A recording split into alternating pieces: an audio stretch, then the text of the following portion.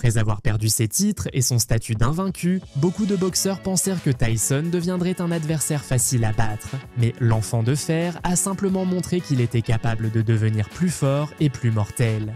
Bienvenue, dans la vidéo d'aujourd'hui, tu vas voir un véritable massacre autorisé dans les limites d'un ring, mais même à la fin du combat, tu seras sans voix en voyant la guerre qui a éclaté. Regarde avec précaution, les images que tu t'apprêtes à voir sont très sensibles. Nous sommes en 1991 et des rumeurs couraient que les années d'or de l'invincible Mike Tyson étaient terminées. Pourtant, de nombreux adversaires se joignaient à la file d'attente pour avoir l'occasion d'entrer sur le ring avec l'enfant de fer et de remporter une victoire qui les placerait parmi les meilleurs de la discipline. Le 18 mars, ce fut au tour de Donovan Ruddock. Ruddock avait fait ses débuts près de 10 ans plus tôt, le 20 mars 1982, en battant West Rawi au centre Columbus de Toronto par KO technique au 4e round d'un combat programmé. Depuis lors, il avait entamé une modeste série de victoires jusqu'au 30 avril 1985 où David Jaco, sur le ring du complexe sportif de Darmon, lui fit goûter l'amertume de la défaite. Ce qui aurait pu être la fin pour lui ne fut que le début d'une nouvelle ère. Comme s'il s'agissait de la baguette de Sceaux, Ruddock entama une nouvelle série de victoires au fil des années qui le placerait au bon moment et au bon endroit pour affronter celui qui, de son côté, écrasait des crânes à gauche et à droite, Iron Mike.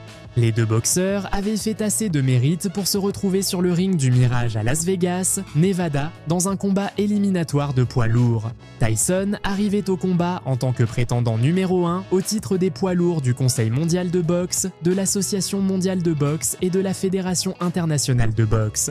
Cependant, Ruddock le suivait de très près car les mêmes organismes le classaient comme le prétendant numéro 2. Étant donné qu'il s'agissait d'un combat entre les deux meilleurs, un final explosif et catastrophique était à prévoir. C'est pourquoi, dès son annonce, le combat a été promu avec la phrase « le gagnant par KO », comme un présage de ce qui attendait le perdant de cette confrontation. À 27 ans, le géant canadien avait un record professionnel de 25 victoires, dont 18 obtenues par KO, une défaite et un match nul.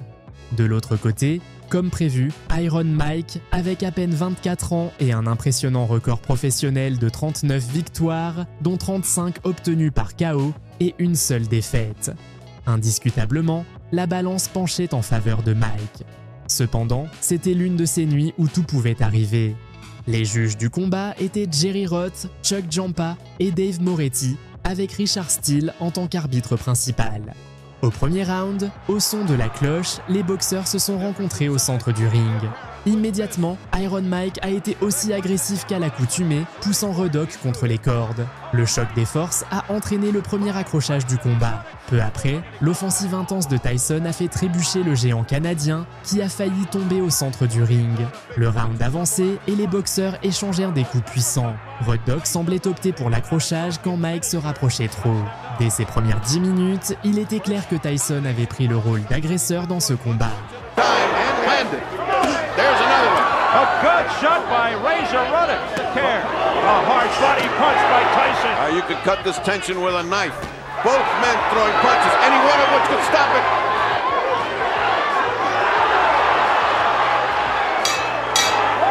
Tyson hitting afterwards. Okay, slow down. Slow down.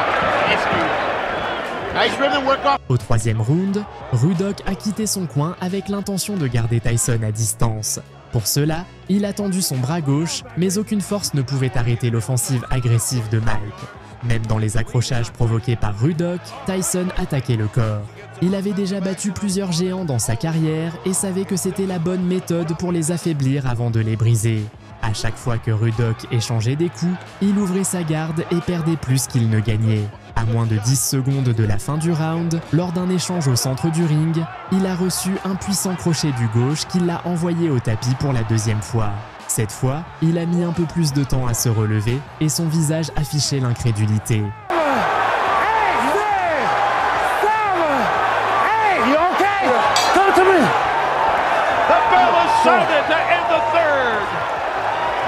Au quatrième round, Tyson est sorti de son coin comme une bête enragée, mais Ruddock, connaissant l'issue de cette attitude, l'a attrapé en un accrochage, allongeant son bras gauche. Road Dogg voulait vraiment garder Tyson à distance, mais il y avait une grande différence entre vouloir et pouvoir. Chaque fois que Tyson avançait, il réussissait à l'amener contre les cordes avec de plus en plus de facilité. Sans initier d'échange, Road Dogg s'est mis en mode défensif pendant tout le round, se couvrant, gagnant du temps avec des accrochages et reculant dans plusieurs tentatives pour échapper à Mike. Le géant canadien semblait entrer en mode survie. Au 5e round, sans se cacher, Road Dogg commençait à reculer à chaque fois que Mike avançait. Il semblait n'envoyer qu'un ou deux coups pour affirmer sa présence dans le combat. Cependant, son désir d'échange rapproché ralentissait l'offensive agressive de Mike. Néanmoins, Tyson a réussi à placer quelques bons coups dans cet épisode.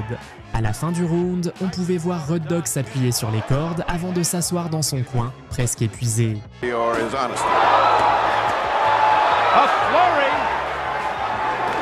Tyson with another right. Tyson is patiently just cutting this. He's looking for his third straight.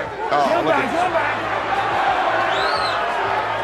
We are now closing down. As Tyson has virtually gone to sleep. Let me get this on him. Keep looking for the right uppercut inside.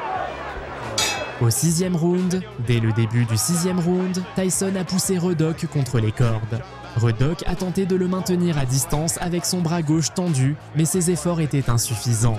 Les crochets puissants de Tyson commençaient à pleuvoir sur le ring, et il semblait que le géant canadien combattait en compte à rebours.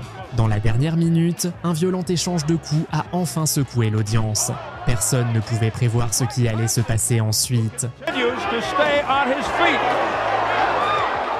He's been knocked down twice earlier. Well, he's throwing those little uppercut and then the right hand over there. Oh, nice hook. Here comes Razor Ruddock out of nowhere. A combination by Ruddock. A right by Ruddock. Tyson comes back. The best action of the fight. An incredible exchange. Look at some hard punishment again. A left uppercut by Razor Ruddock. That stunned Tyson. Now Tyson says no. Hit me again. And he did with the right. As the bell sounds. I want you to keep to your game plan, you hear me? I don't want you to get wild. You're looking for one shot. Au 7e round, les boxeurs se sont retrouvés au centre du ring, Tyson en agresseur, Road Dogg cherchant à s'accrocher. La patience de Tyson s'épuisait et ses combinaisons devenaient de plus en plus longues. Après la première moitié du round, Road Dogg s'est retrouvé coincé contre les cordes. Steele est intervenu pour les séparer, mais Tyson a rapidement repris son attaque. Une série de coups a fait vaciller la tête de Road Dogg jusqu'à ce qu'il se retrouve appuyé contre les cordes. Voyant cela, Steele n'a eu d'autre choix que de mettre fin au combat. Combination. Steele steps in. Is it over? It's over. It's over. And Mike Tyson has defeated Razor Ruddock here in the 7th round. That's gonna be ugly now. Les boxeurs se sont ensuite embrassés, laissant la rivalité derrière eux alors que leurs équipes se battaient dans le ring. Une dizaine d'hommes des deux camps s'affrontaient, tandis que les boxeurs étaient reconduits en sécurité dans leur coin. À la fin, il n'y avait plus de doute, Mike Tyson avait battu Donovan Road Dogg par KO technique à 2 minutes et 22 secondes du 7e round.